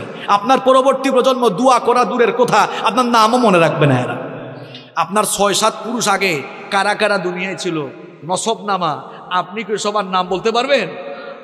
2-1 বলতে পারলেও সবাই পারবে। কার জন্য কি করছেন? এত গুনাহ করছেন, পাপ করছেন। এই ছেলে মেয়ে, জায়গা সম্পদ, বাড়ি গাড়ি, আরে ভাই বাড়ি বাড়ির জায়গায় থাকবে, বাড়িওয়ালা বাড়িওয়ালা থাকবে। চোখেরই পলকে তুমি হতে পারো লাশ, চিরতরে বন্ধ হবে তোমারই নিঃশ্বাস। চোখের পলকে আপনি লাশ হতে পারেন। আশেপাশে বাজার আছে না? বাজারের নাম কি? ওই বসুন্ধিয়া বাজারে হয়তো আপনার কাফনের কাপড় বরাদ্দ হয়ে গেছে, চলে এসেছে, আপনি নিজেও জানেন না। আপনি ঘরে বসে এখন গোটা পৃথিবীর খবর নিতে পারবেন। ঘরে বসে গোটা পৃথিবীর খবর নিতে পারলেও কার জন্য কাফনের কাপড় রেডি, কেউ এই খবর জানে না। যুবকরা বলবে হুজুর আমরা জোয়ান, আমরা বাঁচবো আরো। আরে ভাই তোমার মতো কত যুবক রাতের বেলা বাড়িতে ঘুমায়, সকালবেলা তার লাশ বের হয়। Keep in your mind, there is no serial of death. মৃত্যুর কোনো সিরিয়াল নাই। পৃথিবীতে আসার সিরিয়াল আছে, পৃথিবীতে আসার সিরিয়াল আছে, যাওয়ার কোনো সিরিয়াল নাই। দেখা যায় আসার সময় সবার আগে দাদা, তারপরে বাবা, এরপরে ছেলে, তারপর দাদার ঘরে নাতি। আসার সুন্দর সিরিয়াল আছে, যাওয়ার কোনো সিরিয়াল নাই। মাঝে মাঝে সিরিয়াল ব্রেক হয়ে দেখা যায় নাতির লাশ দাদা কবরে নামায়, অথবা ছেলের লাশ বাবা কবরে নামায়। যে কেউ যে কোনো সময় চলে যেতে পারে, কোনো ঠিক ঠিকানা নাই। এই বাড়ি বাড়ির জায়গা থাকবে বাড়িওয়ালা। আমি বলছিলাম পাপের চিন্তা মাথায় আসলেই কোন জিনিসটার কথা স্মরণ করা। আরেকটু জোরে বলেন। মৃত্যু আমাদের সামনে না পিছনে? না, এটা ভুল। মৃত্যু সামনে নয়, মৃত্যু পেছনে। কবর হলো সামনে, মৃত্যু পেছনে, কবর সামনে। আমার প্রিয় ভাইয়েরা, যখনই কোনো গুনার চিন্তা মাথায় আসবে সাথে সাথে মৌতের কথা স্মরণ করবেন। আমি যদি এই গুনাহ করতে করতে মারা যাই, মরে যেতে পারি কিনা, মরে যেতে পারি কিনা। এই মৃত্যুর কথা স্মরণ করলে দেখবেন আপনি গুনাহের কাজ থেকে, পাপের কাজ থেকে নিজেকে আপনি হেফাজত করে রাখতে পারবেন ইনশাআল্লাহ। কষ্ট হচ্ছে না তো? আচ্ছা, গুনাহ থেকে বাঁচার কয়টা উপায় বলতেছি, আরো জোরে বলেন। ঘুম আসছে নাকি? একটা তাকবীর দেন তো, লিল্লাহি তাকবীর। দাঁড়ান দাঁড়ান, একটু বিয়ের আগে দেন যারা বিয়া করে ফেলছেন, এরপরে অবিবাহিতরা দিবেন। দেখি বিবাহিত এদের এনার্জি বেশি না অবিবাহিতদের এনার্জি বেশি? বিবাহিত ভাইরা প্রথমে রেডি। আপনারা মান সম্মান রাখেন কিন্তু। সবাই রেডি তো? লিল্লাহি তাকবীর। বাপরে বাপ, আরো করা যাবে নাকি? অবিবাহিত ভাইরা তোমরা শুনছো তো বিবাহিতদের আওয়াজ, নিজেদের মান সম্মান ইজ্জত নষ্ট করো না। তোমাদের আওয়াজ যদি বিয়ের আগেই কম থাকে সবাই ট্রল করবে তোমাদেরকে নিয়ে। সবাই রেডি তো অবিবাহিত ভাইরা? আচ্ছা, ইলেকট্রিসিটি চলে আসছে আলহামদুলিল্লাহ। অবিবাহিত ভাইরা সবাই রেডি তো? লিল্লাহি তাকবীর। তোমাদের তো এনার্জি বেশি থাকবেই ভাই, তোমরা তো বিয়ে করো না। এবার বিবাহিত অবিবাহিত ছোট বড় আমার বয়স্ক বাবারা সবাই মিলে আরেকবার লিল্লাহি তাকবীর। ওদের জীবনে জীবনে আসছিল সব চলে গেছে, তাই না? এবার শুনতেও মজা লাগবে, তবে আমি কষ্ট দিব না আপনাদেরকে, শর্টলি বলছি। সম্মানিত ভাইয়েরা, তাহলে গুনাহ থেকে বাঁচার আমল হচ্ছে মোট 12টা। কয়টা বলছি? 3টা। 1 নাম্বার আশ্রয় চাইবেন কার কাছে? 2 নাম্বার ভয় করবেন কারে? 3 নাম্বার কোন জিনিসের কথা স্মরণ করবেন? 4 নাম্বার গুনাহ থেকে বাঁচতে হলে নিজেকে নফসের গোলাম বানানো যাবে। নফসের গোলাম নিজেকে বানানো যাবে না, কারণ নফস মানুষকে পাপের দিকে ধাবিত করে। আর নফস হলো 3 প্রকার। নফস কয় প্রকার? জোরে বলেন, কয় প্রকার? আরো জোরে, কয় প্রকার? 1 নাম্বার নফসে আম্মারা, 2 নাম্বার নফসে লাওয়ামা, 3 নাম্বার নফসে মুতমাইন্না। আবারও বলি, মুখস্থ করে ফেলেন। 1 নাম্বার নফসে আম্মারা, 2 নাম্বার নফসে লাওয়ামা, 3 নাম্বার নফসে মুতমাইন্না। আমি বানায় বলছি 3 প্রকার নফসের কথা কোরআনে আছে। কোথায় আছে দেখায় দিই। 1 নাম্বার নফসে আম্মারা, এটা কোন প্রকার নফস? যে নফস গুনাহের দিকে ধাবিত করে। এই ধরনের নফস থেকে আল্লাহ আমাদেরকে হেফাজত করেন। রব্বুল আলামিন কোরআনুল কারীমের 12 নম্বর সূরা, সূরা ইউসুফের 53 নম্বর আয়াতে বলছেন, ইন্নান নাফসা লাআম্মারাতুম বিসসুই ইল্লা মা রাহিমা রাব্বি ইন্না রাব্বি গফুরুর রহিম। আল্লাহ তাআলা বলছেন, নিশ্চয়ই নফস মানুষকে পাপের দিকে, গুনাহের দিকে ধাবিত করে। তবে সেই ব্যক্তি ছাড়া যার উপরে আল্লাহ দয়া করেন, নফসের গোলামি আপনাকে ছেড়ে দিতে হবে গুনাহ থেকে বাঁচার জন্য। যেমন ফজরের সময়, হোক সেটা শীতের দিন, হোক সেটা গরমের দিন, দেখবেন ফজরের টাইমে ওয়েদারটা একটু ঠান্ডা থাকে, আরামের থাকে। ওই সময় নফস চাইবে, মন চাইবে ঘুমান, আর আল্লাহ চাইবেন বান্দা উঠে নামাজ পড়। বলেন তো নফসের চাওয়াকে প্রাধান্য দিবেন নাকি আল্লাহর চাওয়াকে প্রাধান্য দিবেন? বললেন তো আল্লাহর চাওয়ারে প্রাধান্য দিবেন। হাতও তোলা লাগবে না, কিছু বলা লাগবে না, চুপচাপ থেকে নিজের বিবেককে প্রশ্ন করেন, আজকের ফজরের নামাজে নফসের গোলামি করেছেন না আল্লাহর গোলামি করেছেন? কিছু বলা লাগবে না, আমি তো বলছি চুপ থেকে বিবেককে প্রশ্ন করেন। নফসের গোলামি ছাড়তে হবে। গুনাহ থেকে, পাপ থেকে বাঁচতে হলে নফসের গোলামি ছাড়তে হবে। মন চাইবে সুদ খাবো, মনের চাওয়া প্রাধান্য দিব না। সুদ হারাম করেছে মোল্লানা আল্লাহ, আল্লাহর চাওয়া প্রাধান্য দিয়ে সুদ থেকে বিরত থাকবো। নফস চাইবে, মনটা চাইবে একটু ওই জায়গায় দুর্নীতি করি, এটা মনের চাওয়া। আল্লাহ চান বান্দা দুর্নীতি থেকে মুক্ত হয়ে তুই পবিত্র থাক। তাহলে মনের চাওয়া প্রাধান্য দিবেন না আল্লাহর চাওয়া প্রাধান্য দিবেন। হ্যাঁ যুবক তরুণ ছাত্ররা শোনো, মোবাইল ফোন হাতে নিলে মনটা চাইবে রাতের বেলা ইউটিউবে গিয়ে একটু নাটক দেখি, সিনেমা দেখি, অনেকে আবার পর্নোগ্রাফিতে আসক্ত, অনেকের মনটা চাইবে ফোনটা হাতে নিয়ে একটু ব্লু ফিল্ম দেখি। এটা হলো মনের চাওয়া। মনের চাওয়াকে প্রাধান্য দিব না, আল্লাহকে আমরা ভয় করব। তাহলে গুনাহ থেকে বাঁচার জন্য 4 নম্বর আমল শিখাচ্ছি, নফসের গোলামি থেকে বেঁচে থাকা লাগবে। 1 নম্বর নফস হচ্ছে নফসে আম্মারা, যেই নফস মানুষকে গুনার দিকে ধাবিত করে। আল্লাহ এই নফস থেকে আমাদের সবাইকে বাঁচান। আরো আসতে বলেন আমিন। 2 নম্বর নফসের নাম নফসে লাওয়ামা, যেই নফস অপরাধ করে ফেলার পরে লজ্জিত হয়ে যায়, সেই নফসের নাম হচ্ছে নফসে লাওয়ামা। কোরআনে কারীমের 75 নম্বর সূরা কিয়ামার শুরুতে আল্লাহ বলেছেন, লা উকসিমু বিয়াউমিল কিয়ামাতি ওয়ালা উকসিমু বিন নাফসিল লাওয়ামা। কথাটা কার? আল্লাহ বলছেন আমি শপথ করছি কিয়ামতের দিনে, আমি শপথ করছি সেই নফসের, যেই নফস নিজেকে ধিক্কার দেয়, গুনাহ করার পর লজ্জিত হয়। আল্লাহ এমন নফস আমাদের সবাইকে দান করো, জুড়ে বলেন আমিন। 3 নম্বর নফসের নাম নফসে মুতমাইন্না। নফসে মুতমাইন্না হচ্ছে এমন নফস, যেই নফস সব সময় আল্লাহর আনুগত্যের পথে পরিচালিত হয়, যেই নফস সব সময় আল্লাহর গোলামি করে সন্তুষ্ট থাকে।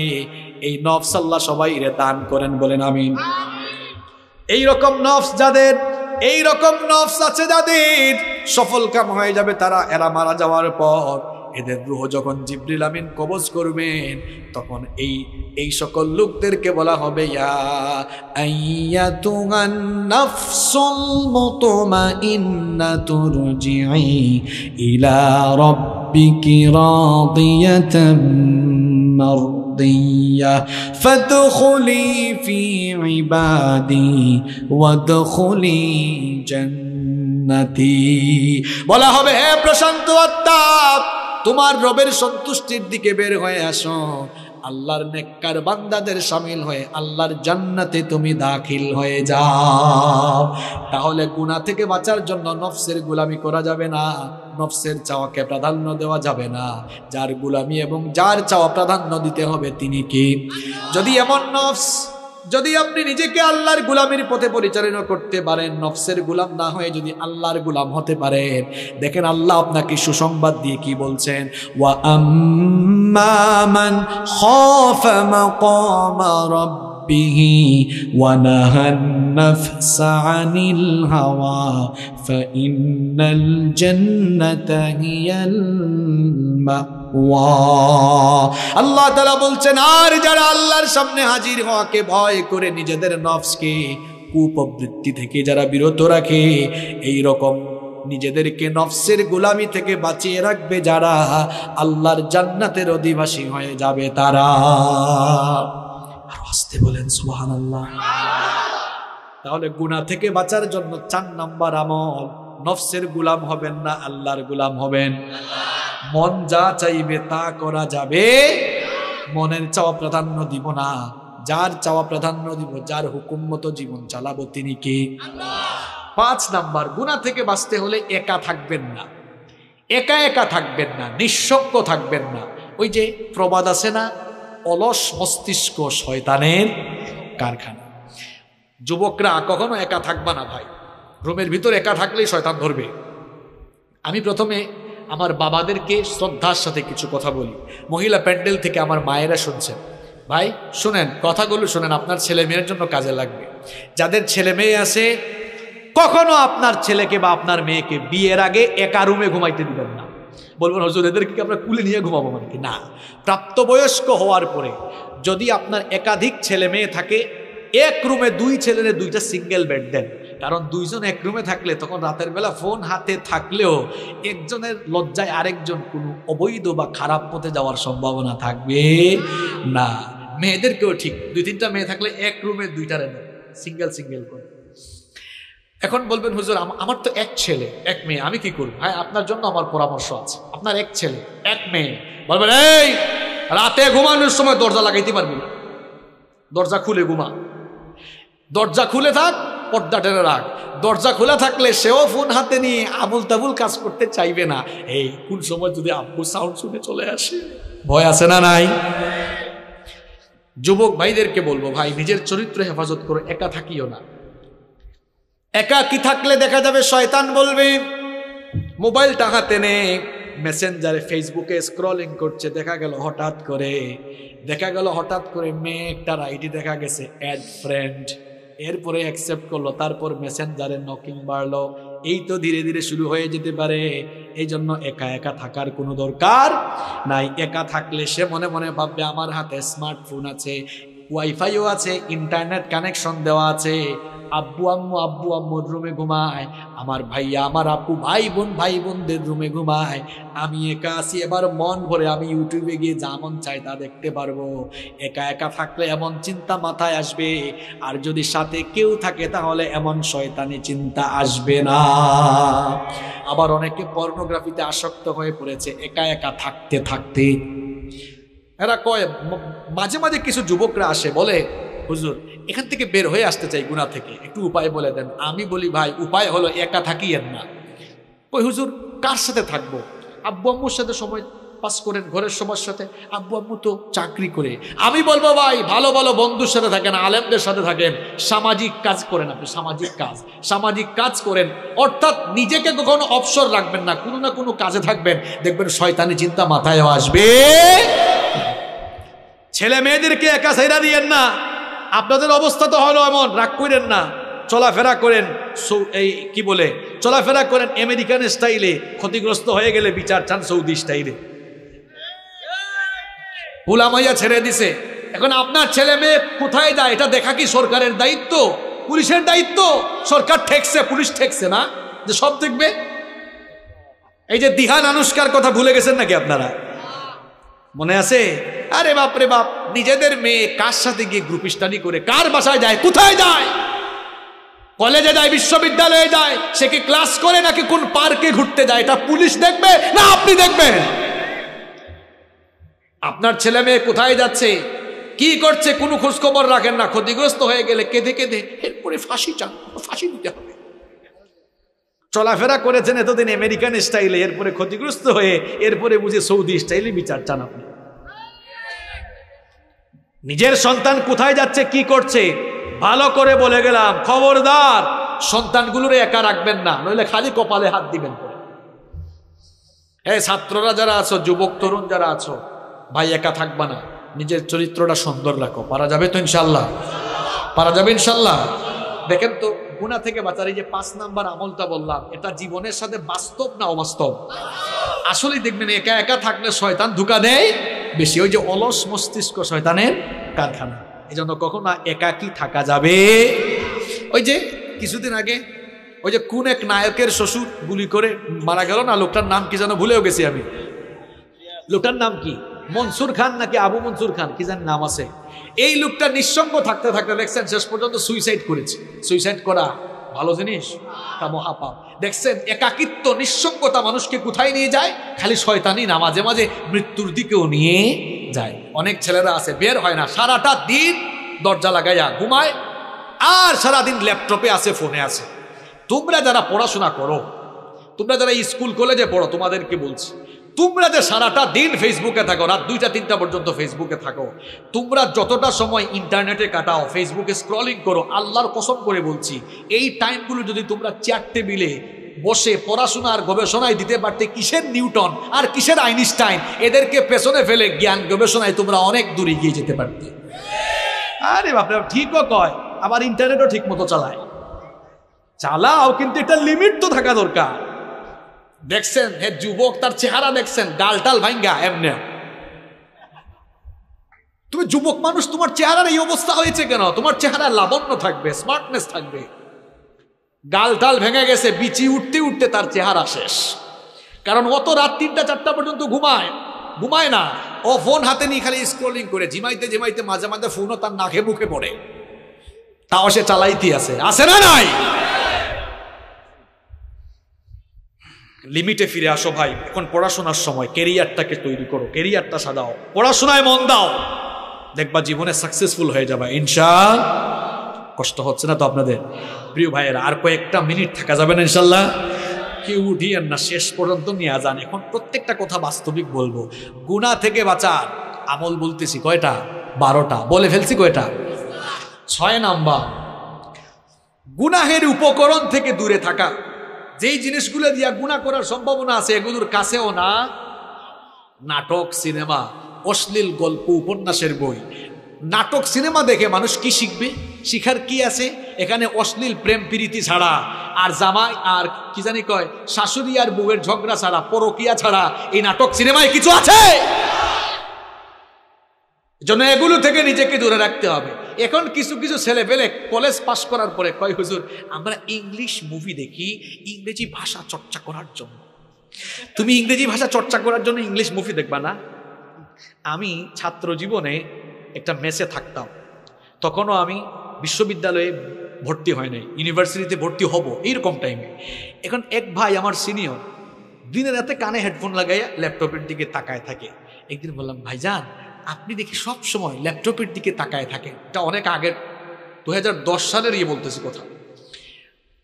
তুমি এগুলা বুঝবা না, আমি লন্ডন যাব, আইএলটিএস করছি, ভাষা চর্চার জন্য ইংলিশ মুভি দেখছি। আমি বললাম, ভাই ভাষা চর্চার জন্য তো আপনি ল্যাঙ্গুয়েজ ক্লাবে যাবেন, ল্যাঙ্গুয়েজ ক্লাবে গিয়ে আপনি সেখানে না চর্চা করবেন, বেশি বেশি স্পিকিং করবেন, বেশি বেশি কথা বলবেন, কথা বলার পরিবেশে থাকবেন, তখন না আপনি ভাষা চর্চা করতে পারবেন।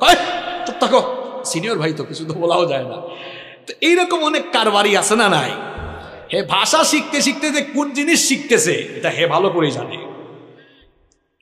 গুনাহের উপকরণ থেকে দূরে থাকতে হবে। পর্নোগ্রাফিতে যারা আসক্ত এদের ভেতর থেকে মনুষ্যত্ববোধ চলে গেছে, এদের ভেতরে পশুত্ব তৈরি হয়েছে। এরা মেয়েদেরকে জীবনে কোনোদিন সম্মান করতে পারবে না। মেয়ে দেখলেই হে মনে করে এটা ভোগ্য পণ্য, এটা ভোগ করার জিনিস। কারণ পর্নোগ্রাফিতে আসক্ত হয়ে সে নিজের ভেতরের পশুত্বকে জাগ্রত করে এখন নারী দেখলেই তার কাছে লাগে এটা ভোগ্য পণ্য। নারীকে সে সম্মানের চোখে দেখতে পারে না। এখন অনেকে বলবে, হুজুর পাপের পর থেকে ফিরে আসবো কেমনে? ভাই রাত 10টার পরে যদি ফোন হাতে নিলে তোমার ফোন দিয়ে বিপদে যাওয়ার সম্ভাবনা থাকে, আমি বলছি এইটা থেকে দূরে থাকো। রাত 10টার পরে ফোন আর বালিশের কাছে না, একেবারে ড্রয়ারে ফেলা, ফজরের পরে হাতে নিও। আর বাবা মাদেরকে আরেকটা কথা বলি, অনেকের বাড়িতে ওয়াইফাই আছে না, রাত 10টা বাজবে ওয়াইফাইয়ের সুইচ অফ, ওয়াইফাইয়ের সুইচ বন্ধ, নইলে দেখবেন ছেলেমেয়েরা কিন্তু কারবার করে ফেলতে পারে। আর সবচেয়ে ভালো হয় এমন সচেতন হন, রাত 10টার পরে খাওয়া দাওয়ার পরে ছেলে মেয়েদেরকে বলবেন, এই ফোন দে, ফোন দে। রাতের বেলা ফোনের দরকার আছে, সকালবেলা আমার কাছ থেকে আবার ফোন নিয়ে যাই। এই কথাগুলো আপনাদের ভালোর জন্য বলতেছি। ডিভাইস তো হাতে, আমাদের ছেলে মেয়েরা নষ্ট হয়ে যাচ্ছে অপশিক্ষার অপসংস্কৃতির কারণে। ছোট বয়স থেকেই বাচ্চাদের হাতে আমরা ফোন তুলে দিয়েছি। আরে ভাই আগে তো ছোট ছোট বাচ্চারা কান্না করলে মা বাবারা দৌড়ে এসে কুলে নিয়ে আয় আয় চাঁদ মামা গল্প শোনায়, কবিতা শোনায় ঘুম পাড়াইতো। এখন 2-3 বছরের বাচ্চা কান্না করলে মা বাবা এসে ইউটিউবে ঢুকে baby shirt dude dude dude do লাগাই দেয়। আর 2-3 বছরের বাচ্চারা ফোন হাতে নিয়ে ইউটিউবে ঢুকে একটার পর একটা চেঞ্জ করতেও জানে। ওই দিন দেখলাম 3 বছরের বাচ্চা মোবাইল স্ক্রলিং করছে এমন ভাবে, আমি হুজুর মানুষ, আমি নিজেই এরকম স্ক্রলিং জানি না। একজন আমারে কয় ওই দিন, হুজুর দোয়া করবেন। বললাম কি হয়েছে? কয় আমার মেয়ে জেএসসিতে A+ পেয়েছে, মানে ক্লাস 8 পাস করছে আর কি, A+ পেয়েছে। আমি বললাম মাশাআল্লাহ গুড। কই হুজুর জানেন খুশি হয়ে আমি আইফোন গিফট করে দিয়েছি। আমি বললাম ভালো করছেন, কিছুদিন পরে আপনারা জামাই গিফট করবে। এই ছোট্ট ছোট্ট ছেলে মেয়েদের হাতে ফোন তুলে দিয়েন না, নইলে কারবার ঘটাই ফেলবে। রাতের বেলা ফোন কেড়ে নেবেন, ইন্টারমিডিয়েট পাস করার আগ পর্যন্ত হাতে ফোন দিয়েন না। এগুলো পরামর্শ দিয়ে গেলাম, মানলে কল্যাণ হবে ইনশাআল্লাহ। গুনাহ থেকে বাঁচার জন্য 6 নাম্বার আমল বলে যাচ্ছে। গুনাহের উপাদান যেগুলো, এগুলোর ধারে কাছেও যাওয়া। তার মানে কি ফোন থেকে দূরে থাকবেন? আরে ভাই প্রত্যেকটা জিনিসের পজিটিভ নেগেটিভ আছে, নেগেটিভ গুলা বর্জন করে পজিটিভ গুলা। এই যে ক্যামেরা, এটা দিয়া মুভি নাটক সিনেমার শুটিং করা হয়, আবার এখানে মাহফিলে ওয়াজও রেকর্ড করা হচ্ছে। এক জিনিস দিয়ে 2 কাম করা যায় কি যায় না? তা আপনি খারাপ জিনিস করবেন না ভালোটা করবেন? সিদ্ধান্ত নিতে হবে কাকে? আপনাকে সিদ্ধান্ত নিতে হবে কাকে? গুনাহ থেকে বাঁচা থাকার জন্য 7 নম্বর আমল হলো ইন্টারনেট এবং তথ্য প্রযুক্তির অপব্যবহার থেকে নিজেকে বাঁচিয়ে রাখতে হবে। যুবক তরুণ ভাইয়েরা, ইন্টারনেট আর তথ্য প্রযুক্তির অপব্যবহারের কারণে আজ আমার কলিজার টুকরা যুবক তরুণ ছাত্র ভাইদের যৌবন নষ্ট হয়ে যাচ্ছে। আমার কলিজার টুকরা ভাইয়েরা, দরদ মাখা ভাষায় বলে যাচ্ছি, মনে রেখো, রাতের বেলা হাতে ফোন আছে, ইন্টারনেট আর তথ্য প্রযুক্তির অপব্যবহার করে তুমি যদি খারাপ কিছু দেখতে চাও, হয়তো ভাবতেছো আমাকে তো আব্বু আম্মু দেখে না, ভাই বোন কেউ দেখে না, কিন্তু একজন তো সবই দেখেন, তিনি কে? আর যারা নামাজও পড়ে, দেখবেন অনেক মানুষ আছে নামাজ পড়ে রোজা রাখে, ভালো ভালো কাজ করে, আবার একা একা হয়ে গেলে গোপনে গোপনে হারাম কাজে লিপ্ত হয়। আছে না নাই? আল্লাহর নবীর একটা হাদিস আমার মনে পড়ে গেল। নবীজি বলছেন, তুমি তোমার পরিবারের লোকদের সামনে অন্যায় কাজ, পাপের কাজ করতে যেমন লজ্জা পাও, তুমি যদি তোমার পরিবারের কারো সামনে পাপ করতে লজ্জা পাও, তোমার আল্লাহর সামনে গুনাহ করতে তোমার কি কোনো লজ্জা লাগে না? কারণ আল্লাহ বান্দার সব কিছু দেখেন কিনা? জোরে বলেন, দেখেন কিনা? খুব ভয়ঙ্কর একটা হাদিস আমার মনে পড়লো, শুনেন ভাইরা, কান লাগান। একদিন নবীজি সাহাবীদেরকে বললেন, আমার সাহাবীরা শোনো, আমার উম্মতের কিছু মানুষ কিয়ামতের দিন তিহামা নামক বিখ্যাত শুভ্র পর্বতমালার সমান আমল নিয়ে হাজির হবে। সহজ বাংলায় বলতেছি, বুঝেন। নবীজি বলতেছেন, কিয়ামতের দিন পাহাড়ের সমপরিমাণ আমল নিয়ে কিছু মানুষ হাজির হবে। হাজির হওয়ার পরেও পর্বতমালার সমপরিমাণ আমলকে আল্লাহ ধুলায় পরিণত করে উড়াইয়া দিবেন। কি সাংঘাতিক কথা শুনতেছেন? কথা, কিয়ামতের দিন কিছু লোক পাহাড়ের সমান বিশাল নেকির পাহাড় নিয়ে উঠার পরে তাদের নেক আমলগুলোকে আল্লাহ ধুলাবালুই পরিণত করে দিবেন। সাওবান রাদিয়াল্লাহু আনহু নবীজিকে জিজ্ঞেস করলেন, ইয়া রাসূলুল্লাহ, পড়েন সাল্লাল্লাহু আলাইহি ওয়াসাল্লাম, নবী গো, তারা কারা? এদের ব্যাপারে আমাদেরকে বলেন, তাহলে আমরা সাবধান হয়ে যাব। নবীজি বললেন, সাওবান, এরা হচ্ছে তোমাদেরই ভাই, যারা তোমাদের সঙ্গে নামাজ পড়বে, তোমাদের সাথেই চলাফেরা করবে, কিন্তু যখন তারা নির্জনে একাকী হয়ে যাবে, তখন তারা গোপনে গোপনে হারাম কাজে লিপ্ত হয়ে যাবে। এজন্য যুবক ভাইরা, রাতের বেলা গোপনে গোপনে মেয়েদেরকে মেসেঞ্জারে নক দিও না। রাতের বেলা একা একা ইউটিউবে ঢুকে হারাম কিছু দেখিও না। এই যে হাদিসটা বললাম, 5 ওয়াক্ত নামাজও পড়বা, হারাম কাজও করবা, সমস্ত আমলগুলোকে ধুলাবালু করে উড়িয়ে দিবেন কে? আল্লাহ আমাদেরকে হেদায়েতের উপর অটল রাখো, গুনাহ থেকে বাঁচিয়ে রাখো, বলেন আমিন। তাহলে 7 নম্বর আমল কি বললাম?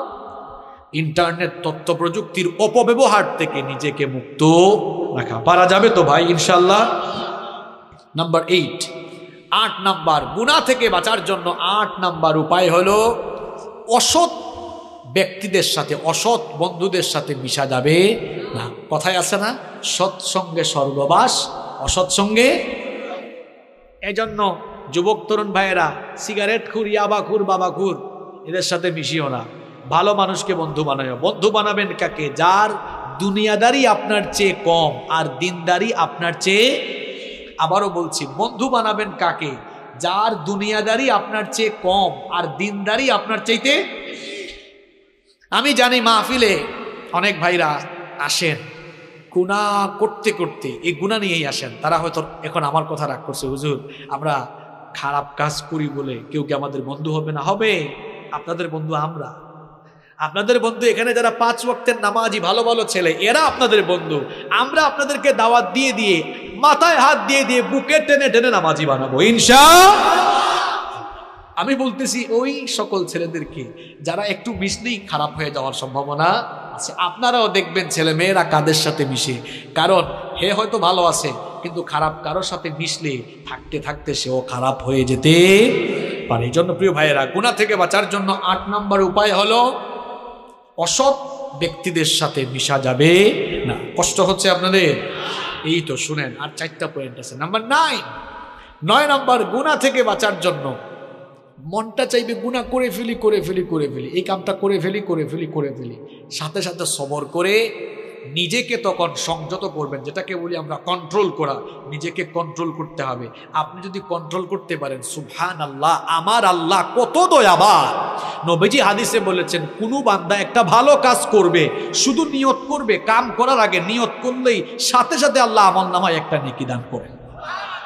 আর বান্দার নিয়তের পরে যখন কাজটা করে ফেলে, আল্লাহ আমলনামায় সওয়াব 10 থেকে 700, এমনকি আল্লাহ চাইলে আরো বাড়ায়া দেন। সুবহানাল্লাহ।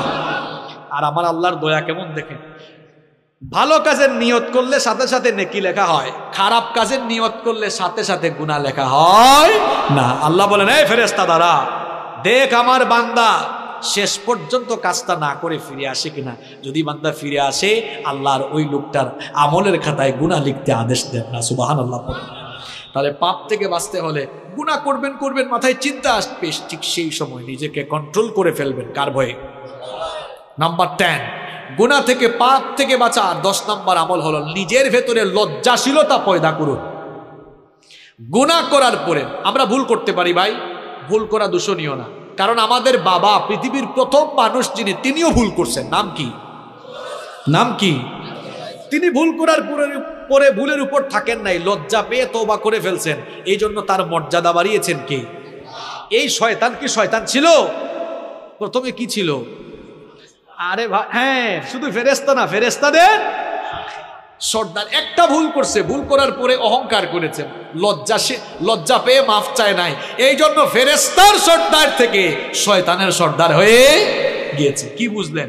তাহলে আপনি পাপ করছেন, ভুল করছেন, এটা দূষণীয় না। পাপ করা যতটা না দূষণীয়, পাপ করার পর পাপের উপরে থাকা এটা মারাত্মক দূষণীয়। নবীজি এই জন্য বলেছেন, মুসলিম শরীফের হাদিস, কুল্লু ইবনে আদম খাত্তাউন ওয়া খায়রুল খাত্তাইন আত-তাওয়াবুন। মানুষ মাত্রই গুনাহগার, মানুষ মাত্রই পাপী, তবে ওই পাপ করা, গুনাহ করে ফেলা মানুষদের মধ্যে আল্লাহর কাছে সবচাইতে প্রিয় হলো তারা গুনাহ করার পর আল্লাহর কাছে তাওবা করে যারা।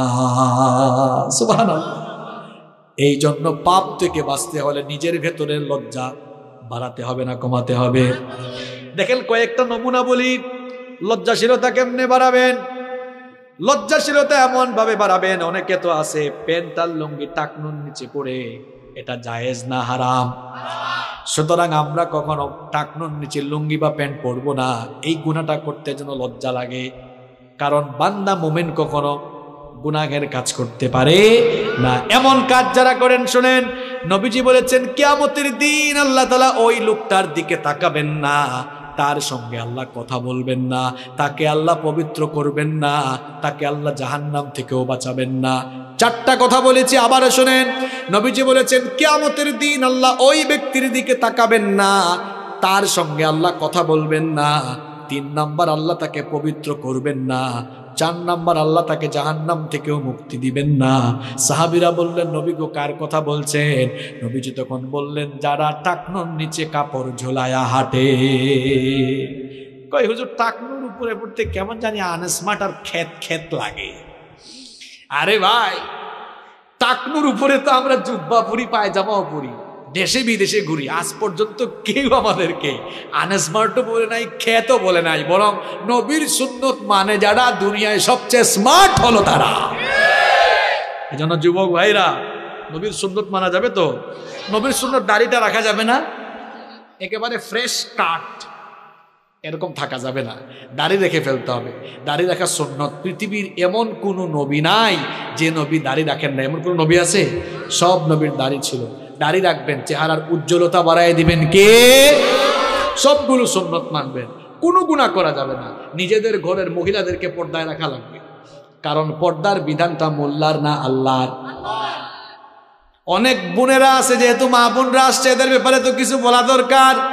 এখন আবার অনেকে আছে বুরখা পরে, তারপরে চেহারা খুলে বের হয়, আছে না নাই? চেহারাটা হলো সৌন্দর্যের দেহের রাজধানী, চেহারার দিকে তাকালেই কে কেমন সেটা বোঝা যায়। এখন কিছু আধুনিক যুগের ফ্যাশনেবল নারী আছে, বুরখা পরে আবার লিপস্টিক দিয়া মেকআপ ছাড়া বের হয়ে, আছে না নাই? তো এরকম বের হইতে আপনারা কে বলছে? এরকম ফাইজলামি করতে কে বলছে? আবার অনেকে আছে বুরখা পরে খুব অ্যাট্রাকটিভ আর টাইট ফিট বুরখা, অবশ্য যশোরে নাই। বিভিন্ন কালারের ঝাঁকানাকা কালারের বুরখা পরে টাইট ফিট বুরখা পরে, এমন টাইট ফিট সব কিছু বোঝা যায়, এইরকম পরে আছে না নাই? আমার বোনদেরকে বলবো খবরদার এমন বুরখা পরবেন না, ঢিলে ঢালা বুরখা, কালো রঙের বুরখা পরবেন। এমন বুরখা পরবেন যে বুরখাটা পরলে কিছুই দেখা যাবে না, কিছুই বোঝা যাবে না। আপনারাও নারীদেরকে কয় ভাই ভাবিরে আপনি এমনে নিয়ে কেন বেরোইছেন, বুরখা পরাইলেন না কেন? কয় দেখ তোর ভাবি এত সুন্দরী এত রূপসী, এটা আমি না জানি, এলাকার মানুষ তো জানে না, এলাকার মানুষের একটা হক আছে না? নিজের বউকে বেপর্দা করে বের করে এলাকার মানুষের হক আদায় করে, এইরকম আল্লাহর কুতুব এই এলাকায় নাই। আবার অনেকে আছে নিজের বউয়ের ফটো ফেসবুকে আপলোড মারে, এইরকম কুতুব তো এই এলাকায় নাই। হ্যাঁ ভাই লেভেল না, শোনেন কুরআন হাদিস দিয়ে বহুত ওয়াজ করছি, আপনি সোজা হন নাই। আজ এমন কাঁচা কথা বলবো আপনি তারের মতো সোজা হবে। কুরআন হাদিস দিয়ে বহুত ওয়াজ করছি, আপনি এখনো ঠিক হইলেন না। এবার বলেন আপনি আমার ফেসবুক এটা পার্সোনাল সাইট না পাবলিক সাইট? হ্যাঁ জুড়ে বলেন, বউ কি পার্সোনাল না পাবলিক? আশ্চর্য কথা, বউ পার্সোনাল, ফেসবুক পাবলিক সাইট। এখন পার্সোনাল জিনিসকে তো পাবলিক সাইটে আপলোডায় তারা, নিজের বউকে জনগণের মানুষের সম্পদ বানিয়েছে যারা। বেহায়া বেশরম নির্লজ্জ কোথাকার, আপনার মধ্যে আত্মসম্মান বোধ বলতে কিছুই না। আবার বউর ফটো ফেসবুকে দেওয়ার পরে ছোট ছোট ভাইরা এলাকার আছে না, ফেসবুকে অ্যাড কমেন্ট করেছে। একজন বলছে ওয়াও ভাবিকে হ্যাপি লাগতেছে, আরেকজন কয় ভাই ভাবিকে জোস লাগতেছে। এ বেকুব, কার জোস কে খায় রে? একটু লজ্জা, আমি হাসির কথা বলেছি, একটু লজ্জা শরম নাই আপনার? আল হায়াউ শু'বাতুম মিনাল ঈমান, নবীজি বলেছেন লজ্জাশীলতা ঈমানের অংশ। নিজের ভেতরে লজ্জা বাড়ান, আল্লাহ আমাদের সবাইকে লজ্জাশীল বানান। গুনাহ থেকে বাঁচার 10 নাম্বার উপায় বলছি, নিজেকে লজ্জাশীল বানাতে হবে। এমন লজ্জা যে আমার আল্লাহ গুনাহ করতে নিষেধ করছেন, আমি তো গুনাহ করতেই লজ্জা পাবো, গুনাহ আমি করব না। পারা যাবে তো ইনশাআল্লাহ? খারাপ লাগতেছে আপনাদের? সারা জীবন তো বহুত ওয়াজ শুনছেন, বাট জীবন পরিবর্তনের কিছু ওয়াজ শুনে যান, এই 12টা আমল শিখে যান। একটু পরে কিন্তু আমি পড়া আদায় করব, যারা পারবেন না খবর আছে। পারা যাবে তো ইনশাল্লাহ? তবে ভয় নাই, আমি আমার আপনাদেরকে অপশন দিয়ে সহজ করে দিব। পারবেন না ইনশাল্লাহ? আচ্ছা, পরীক্ষা সহজ হবে, কঠিন না। নাম্বার 11, পাপ থেকে গুনাহ থেকে বাঁচার 11 নাম্বার উপায় হলো খারাপ চিন্তা বাদ দিয়ে বেশি বেশি ভালো চিন্তা করবেন। কারে মারবেন খালি, এরে মারবেন তারে মারবেন, এদিকে টাকা মারবেন ওইদিকে সম্পদ মারবেন, এইসব চিন্তা বাদ দেন। চিন্তা, ভালো চিন্তা বাড়ান যে আমি আজ ফজরের নামাজ জামাতে আদায় করব।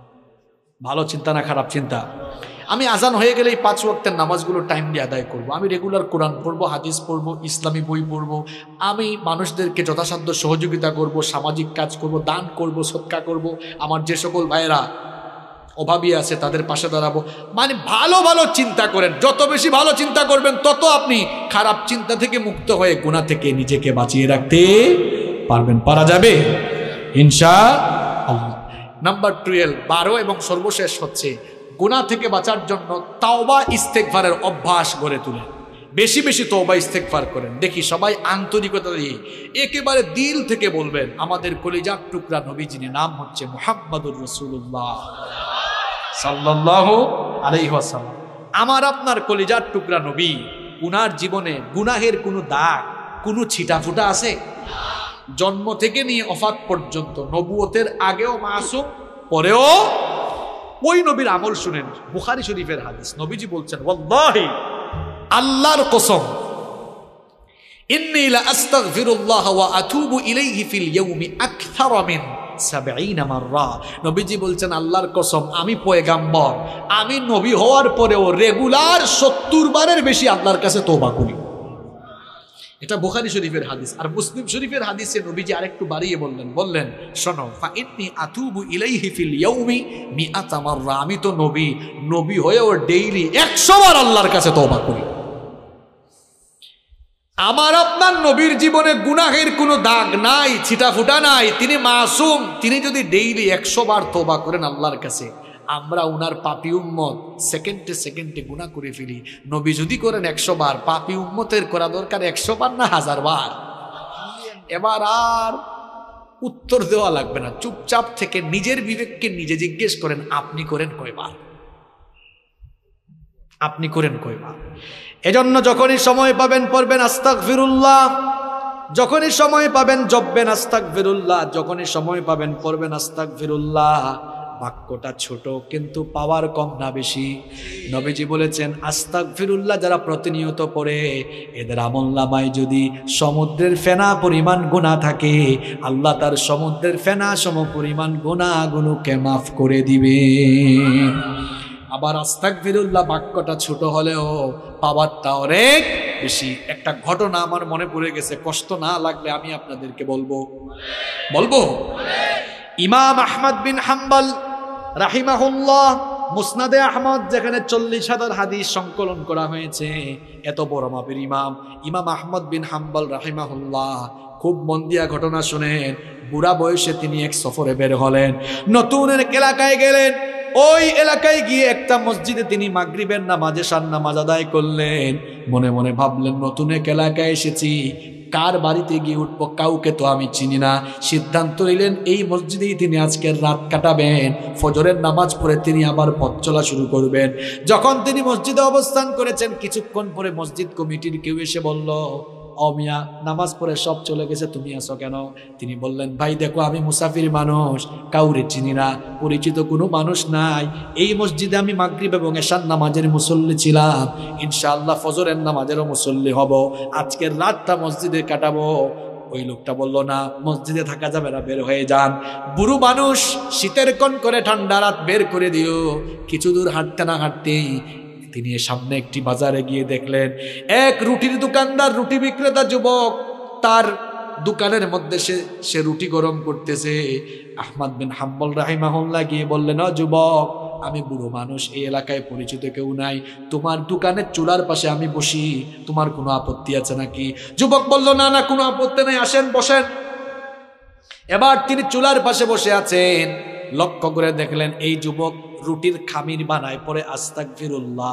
চুলায় যখন রুটি গরম করতে দেয় পরে আস্তাগফিরুল্লাহ, রুটি যখন নামায় তখনও আস্তাগফিরুল্লাহ, রুটি বিক্রি করে হাতে টাকা নিয়ে বলে আস্তাগফিরুল্লাহ, কেশে রাখে তখনও বলে আস্তাগফিরুল্লাহ, অর্থাৎ শুধু পরে আস্তাগফিরুল্লাহ।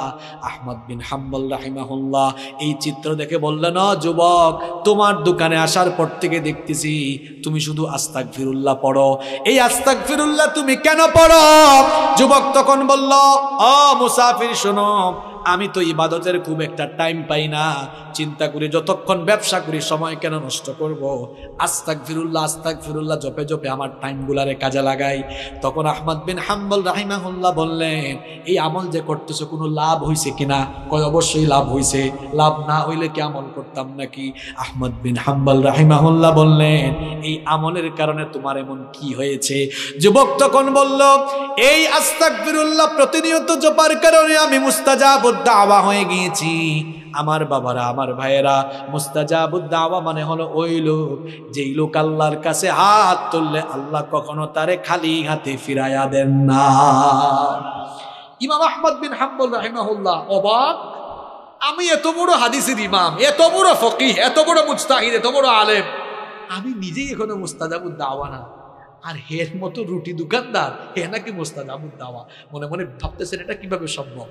তাকে এবার জিজ্ঞেস করলেন, যুবক আমার সাথে মিথ্যা বলো না, সত্যি করে বলো, আজ পর্যন্ত তুমি আল্লাহর কাছে যা চেয়েছো সব তুমি পেয়েছো কিনা? যুবক বলল, আল্লাহর কসম, আজ পর্যন্ত যতগুলো দোয়া করেছি সব দোয়া আমার আল্লাহ কবুল করেছেন, কিন্তু একটা দোয়া আমার এখনো কবুল হয় নাই।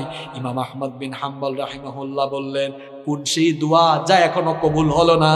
সে তখন বলল, আমি শুনেছি এই জামানার সবচেয়ে বড় ইমাম, সবচেয়ে বড় আলেমের নাম আহমদ বিন হাম্বল, লোকটারে জীবনে কোনোদিন দেখি নাই, মনে আমার খুব শখ লোকটারে সামনাসামনি একদিন দেখব, কাছ থেকে দেখব।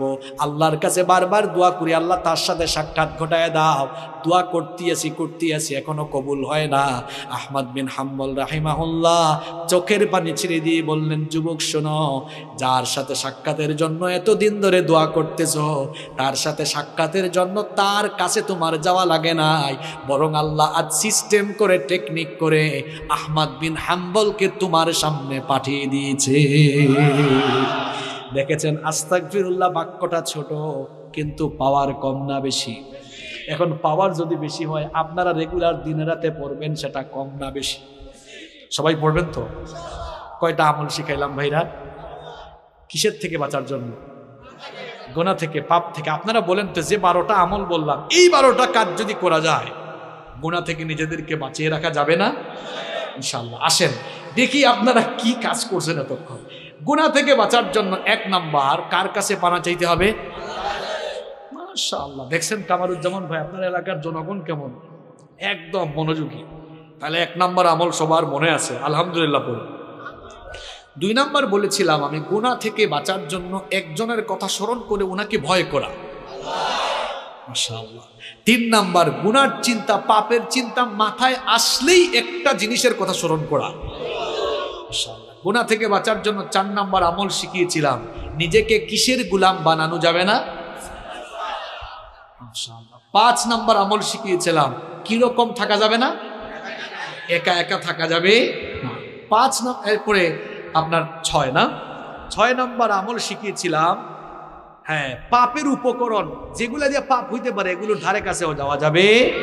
7 নাম্বার আমল শিখিয়েছিলাম, মাশাআল্লাহ, ইন্টারনেট ও তথ্য প্রযুক্তির অপব্যবহার করা যাবে না। 8 নাম্বার আমল শিখিয়েছিলাম, হ্যাঁ, অসৎ ব্যক্তিদের সাথে মিশা যাবে না, সৎ মানুষদের সাথে মিশতে হবে। এরপরে 9 নাম্বার আমল শিখিয়েছিলাম, নিজেকে গুনাহ থেকে, অন্যায় থেকে, পাপ থেকে কি রাখতে হবে, কন্ট্রোল। 10 নাম্বার বলেছি, নিজের ভেতরে লজ্জাশীলতাকে, মাশাআল্লাহ। 11 নাম্বার বলেছি, খারাপ চিন্তার বিপরীতে ভালো ভালো চিন্তা করতে হবে। 12 নাম্বার বলেছি, কিসের অভ্যাস করে তুলতে হবে? এইটা হয়েছে খাঁটি ওয়াজ। যে ওয়াজে 1.5-2 ঘন্টা আলোচনার পরে শ্রোতারা ওয়াজের সামারি বলতে পারে, এটাই হচ্ছে খাঁটি ওয়াজ। আর যে ওয়াজের পরে হুজুর জানে না কোন বিষয়, শ্রোতা জানে না কি ওয়াজ হয়েছে, এটা কোনো ওয়াজের জাত না। অন্তত 12টা আমল তো আমরা শিখতে পেরেছি। শিখার ভেতরে থাকবো না, এগুলো আমরা আমল করব। আমল করবেন তো প্রিয় ভাইয়েরা? আল্লাহ তাআলা সবাইকে, সব ভাইকে আমল করার তৌফিক দান করুন। এই 12টা আমল করব, গুনাহ থেকে বাঁচবো।